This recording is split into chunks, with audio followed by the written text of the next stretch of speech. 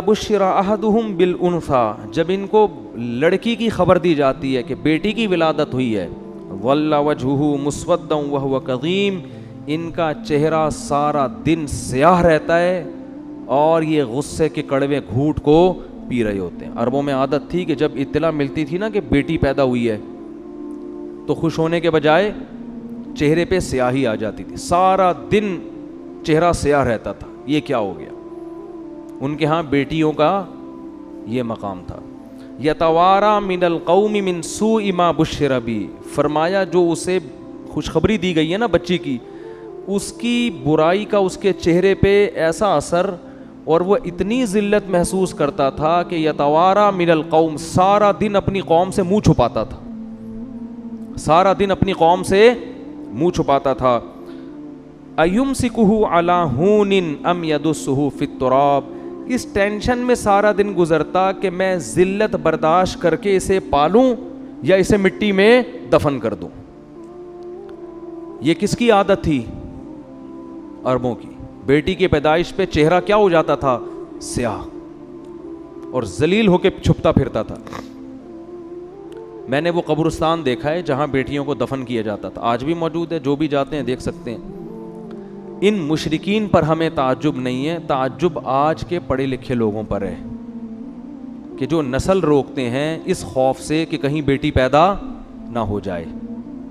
اور میں نے خود آج کے جنگلیوں کو بچی کی پیدائش پہ روتے ہوئے دیکھا ہے، پہلے مجھے یقین نہیں آتا تھا، لیکن پڑھے لکھے جنگلی، پڑھے لکھے جاہل، ان کو میں نے اب بھی دیکھا ہے بچی کی پیدائش پہ آنسو بہاتے۔ یہ کیا ہو گیا؟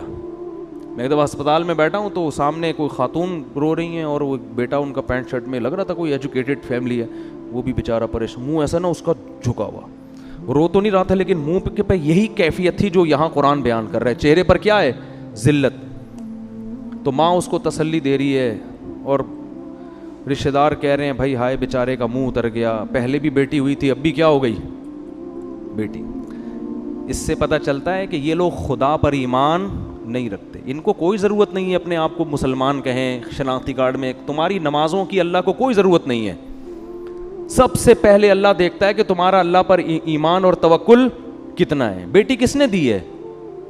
تیری ماں بھی تو کسی کی بیٹی ہے نا جس نے تمہیں جنا ہے، وہ نہ ہوتی تو تم پیدا ہوتے۔ تو یہ بڑی جہالت، جب اللہ ختم نہ آپ کی ڈکشنری سے تو پھر بہت بڑی درندے بنو گے، بتا دوں بہت بڑی درندے۔ وہی ہوگا کہ جانوروں کے تو حقوق ہوں گے، انسانوں کے حقوق نہیں ہوں گے، بلیوں کے حقوق ہیں، ماں باپ کے حقوق نہیں ہیں۔ آج کل دوستوں کو پالا جا رہا ہے، ایئر ہوسٹس کے حقوق جانتے ہیں، بیٹی پہ اپنی اولاد پیدا ہو رہی ہے اور اس گدھے کا منہ سوج رہا ہے۔ مجھے تو دل چاہ رہا تھا میں رکھ کے اس کے گدھے کو ماروں کھینچ کھینچ کے، بے غیرت آدمی، تو پڑھا لکھا ہے، تجھے شرم، تجھے خدا پر ایمان نہیں ہے کیا؟ تو یہ لڑکی، یہ اللہ کی مخلوق پہلے ہے، بے غیرت تیری بیٹی یہ بعد میں ہے، یہ اللہ نے اپنی مخلوق کو پیدا کیا ہے، اس کا نظام ہے، ہمیشہ سے پیدا ہو رہی ہیں اور قیامت تک ہوتی رہیں گی۔ اور تجھے اتنی شرم نہیں آتی کہ جس خدا نے تجھے پال پوس کے جوان کیا، اس بیٹی کا رزق بھی وہ تجھے دے گا۔ تیری بیوی کی چھاتیوں میں دودھ پیدا کیا اس نے اس بچی کی پیدائش پر، یہ بتانے کے لیے کہ اس کو بھی میں ہی کھلاؤں گا جیسے بیٹے کو میں کھلاتا ہوں۔ تو بے شرمی کی انتہا ہے، بے غیرتی کی انتہا ہے، اور یہ ہیں پڑھے لکھے، یہ کیا کہلاتے ہیں؟ پڑھے لکھے لوگ۔ جہالت